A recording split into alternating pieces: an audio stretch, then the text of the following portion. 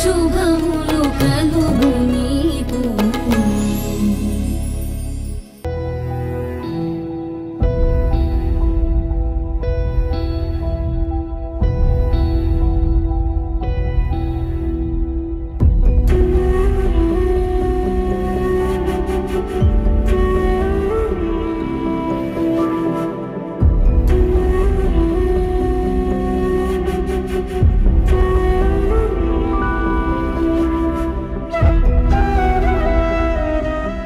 మగవాళ్ళని నమ్మకూడదు,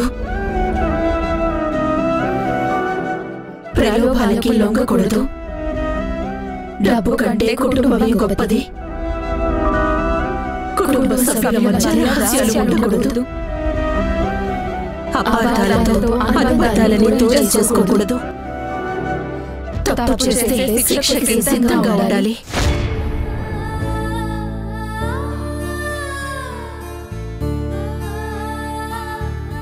నిజంగా తప్పు చేస్తే శిక్షకి సిద్ధమే. కానీ ఏం తప్పు చేసిందని నా కూతురికి శిక్ష? ఏం నేరం చేశావని మాకే శిక్ష వేశావు తల్లి? ఇన్నేళ్లలో ఒక్కరోజు కూడా నలుగురు కూతుళ్ళు లేకుండా ఈ నియమాలను చదువుకోలేదు. మొదటిసారి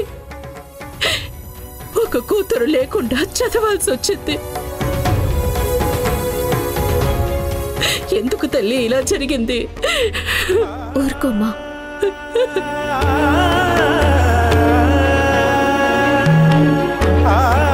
చిన్నప్పుడు వినాయక చవితి వస్తే కళ్యాణికి ఎంత సంబరమో తెలుసా? ఎక్కడో ఊరవతల గుట్ట మీదకెళ్ళి పూలు పళ్ళు తెచ్చేది. చెరువులో దిగి తామర పువ్వులు కోసుకొచ్చేది. ఎక్కడ లేని హడావిడి చేసేసేది. అందరూ మగరాయిళ్లా తిరుగుతుంది అనేవాళ్ళు. కానీ మగాడి కంటే ఎక్కువ ధైర్యంగా ఉండేది, ఎక్కువ పని చేసేది. దాని ధైర్యాన్ని నువ్వు పోగొట్టద్దు దుర్గమ్మ.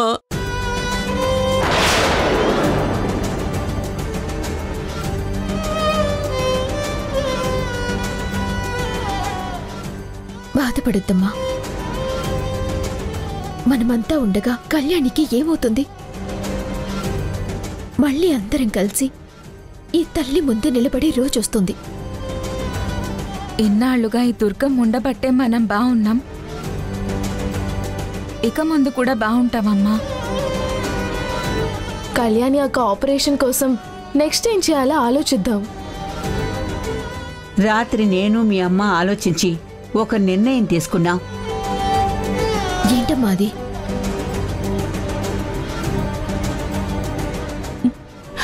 వస్తానుండండి.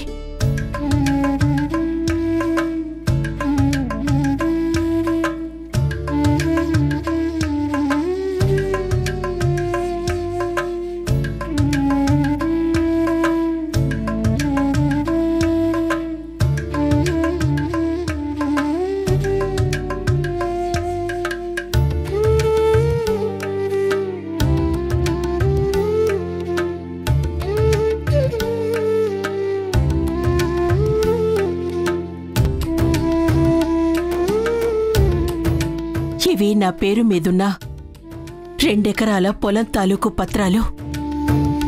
అంటే ఇప్పుడు పొలం అమ్మేద్దామా? అవును. కనీసం 10 లక్షలైనా వస్తాయని నమ్మకం. మిగతా డబ్బు ఏదోలా సర్దుబాటు చేద్దాం. అలాగే అమ్మా, నీ ఇష్టం. రెక్కలు ముక్కలు చేసుకుని పిల్లల భవిష్యత్తు కోసం నువ్వు కొన్న భూమి అదిలా ఖర్చయిపోతుంది అంటే నాకు చాలా బాధగా ఉంది కృష్ణమ్మ. ఇది కూడా అక్క భవిష్యత్తు కోసమే కదమ్మమ్మ. ఆడపిల్ల భవిష్యత్ పెళ్ళే కాదు పిన్ని, ఆ పిల్ల ఆశయం కూడా. నా కూతురు పోలీస్ అవ్వాలనుకుంది. ఆ ఆశయం నెరవేరిస్తే తల్లిగా నా పాత్రకి ఒక అర్థం దొరికినట్టే. నా కళ్యాణి మళ్ళీ మామూలు మనిషి అయ్యి పోలీస్ అయితే ముందు తీసుకొచ్చి ఈ దుర్గాదేవి దగ్గరే సెల్యూట్ చేయిస్తాను.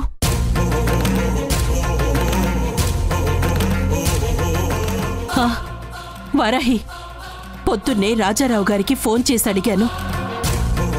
ఆయన ఈ పొలం కొనుక్కుంటానన్నారు. 10 గంటలకి పొలం దగ్గరకొస్తానన్నారు. అలాగే అమ్మా, వెళ్దాం. హాసిని, నువ్వు సునైనా హాస్పిటల్కి వెళ్ళండి. నేను అమ్మ డబ్బు తీసుకుని వస్తాం. అలాగే అక్క. అమ్మమ్మ, నువ్వు జాగ్రత్తగా ఉండు. కళ్యాణి గురించి దిగులు పెట్టుకుని తినకుండా ఉండొద్దు. వెళ్దాం పదమ్మా.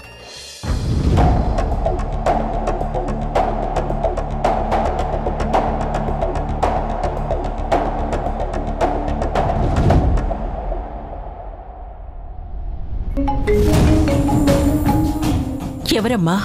అనవసరమైన కాలమ్మా. పద.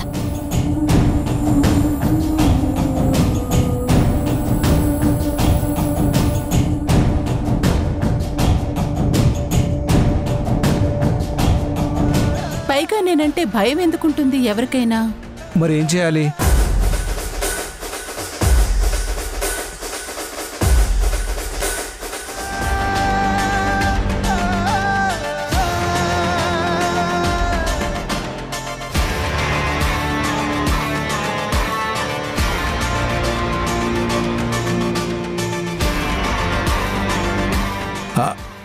కరెక్టే అరుంధతి, ఈ ఐడియా నాకు రాలేదు.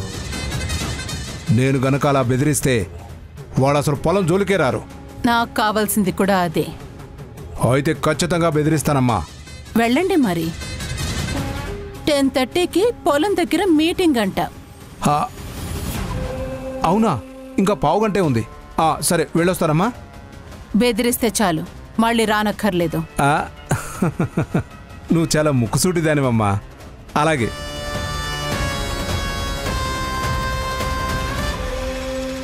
ఇదా నీ ఆలోచన? చాలా బాగుందమ్మా. ఇంకా కృష్ణ తులసి ఫ్యామిలీ పడే బాధని మనం ప్రతిరోజు చూడొచ్చు.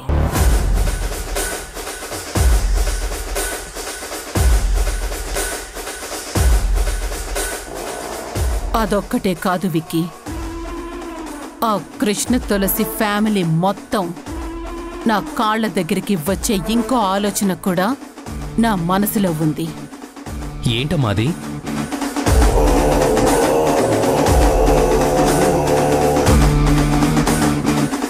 ఫస్ట్ స్టెప్లో ఈ శేఖర్ సక్సెస్ అవ్వని, నెక్స్ట్ స్టెప్లో నేను ఎంటర్ అవుతాను. అలాగే అమ్మా.